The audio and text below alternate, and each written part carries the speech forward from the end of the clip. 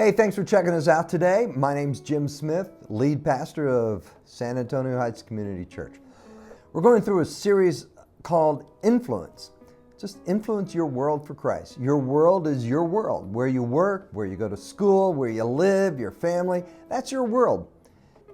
Today we're looking at Moses, who is a reluctant influencer. You know the story of Moses, perhaps. He was a prince. He was adopted by the princess, daughter of Pharaoh, grew up in the greatest civilization of the then known world. Great education was available to him. He had riches, wealth, influence all over Egypt until he was 40 years old and had to escape from Egypt because he had killed an Egyptian. So he became a shepherd for the next 40 years, got married in a desert community called Midian. And there he thought he'd just escape the wrath of Pharaoh, was far enough away that he was going to live out his life being a shepherd. Who does God call to do his work?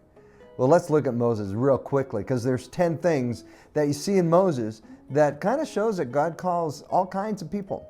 Here we go. Number 1, he calls the busy. It says, one day Moses was tending the flock of his father-in-law Jethro. He was watching sheep. He was busy.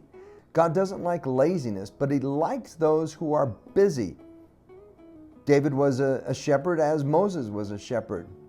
Peter, James, and John and Andrew were fishermen. They were busy fishing when Jesus called them. You never can say, God, I'm just too busy to do what you want us to do. God calls busy people. Number 2, God calls the observant. Look, it says, there the angel of the Lord appeared to Moses in a blazing fire from the middle of a bush. Moses stared in amazement. Though the bush was engulfed in flames, it didn't burn up. You just are observant. You look around and see what God is doing or what's happening in the world, and maybe there's a need. Maybe there's something that needs to be done, and God is stirring in your heart and making you observant, and maybe you could do something about it because you have observed that something needs to be done. Number 3, God calls the curious. Look at this. It says, and this is in Exodus 3, this is amazing. Why isn't that bush burning up? I must go see it. God calls people who are curious. They're not apathetic. They have some kind of intensity about them or curiosity about them. They want to just see what's going on. Apathetic people are lukewarm. And God says, I will spit you out of my mouth. But I like the curious. You want to find out something. You're just curious. God goes, I like that. Number 4, he calls the listeners. Look, when the Lord saw Moses coming to take a closer look, God called him from the middle of the bush. Moses, Moses. You're just listening. Do you hear things? Are you paying attention? Satan wants you not to listen and not to hear. He wants you to become preoccupied with other things that are filling your vision, filling your head with other things. So you're just preoccupied. You can't hear what God is saying. 5th thing, though, God calls the fearful. Do not come any closer, the Lord warned. Take off your sandals, for you're standing on holy ground.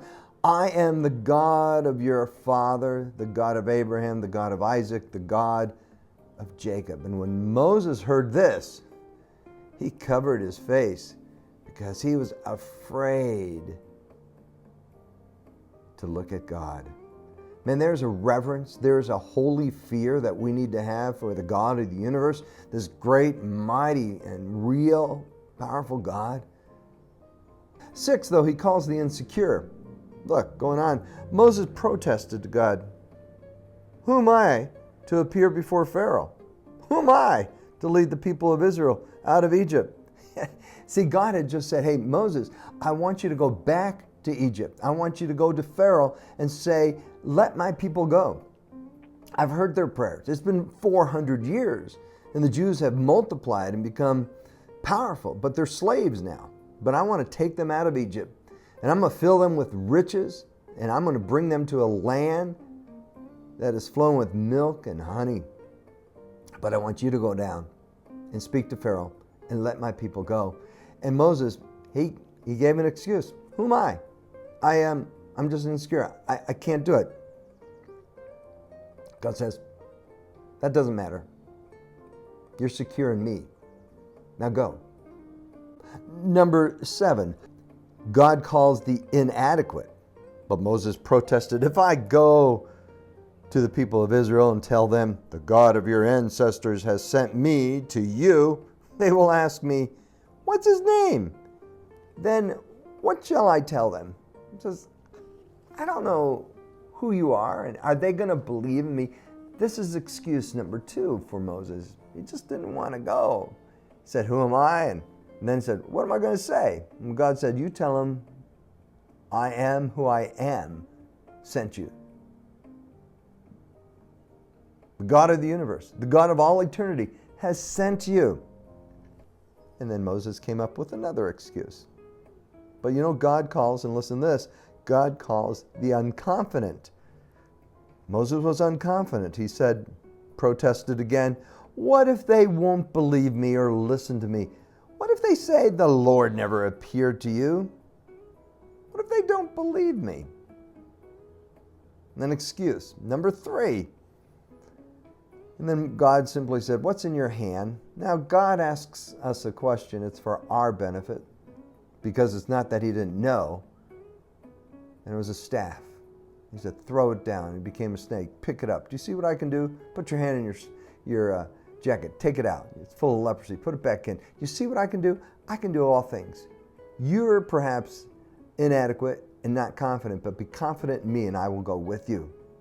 Number 9, God calls those who have limitations. And this is excuse number 4. Moses pleaded with the Lord, Lord, I'm not very good with words. I've never been, and I'm not now.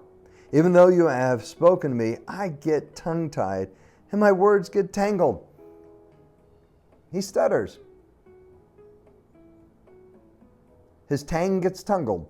And God said, who makes the tongue? I'm going to speak for you. And then he still didn't want to go.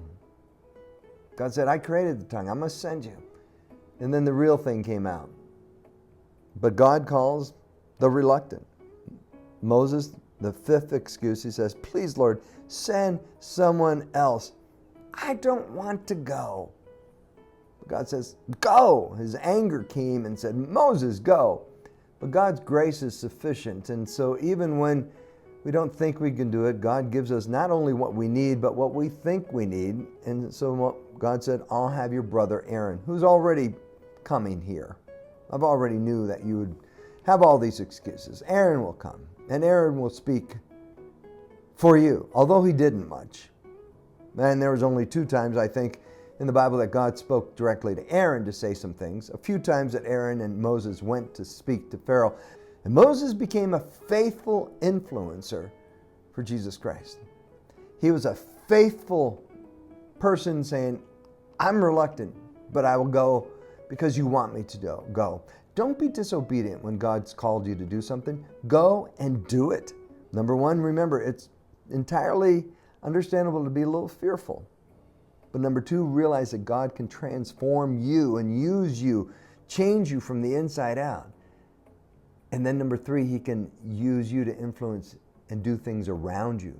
What is God doing around you? But don't be disobedient. God is calling you to be part of his family. God is calling you to realize you're a sinner. You need to be rid of your sin, but only through Jesus Christ. Just put your faith and trust in Jesus right now. And then if you're a believer, listen to God and his calling and follow him and do what he's called you to do. Hey, thanks for checking us out. We'll see you next time. Have a great week, day, and enjoy God's blessing. Bye-bye.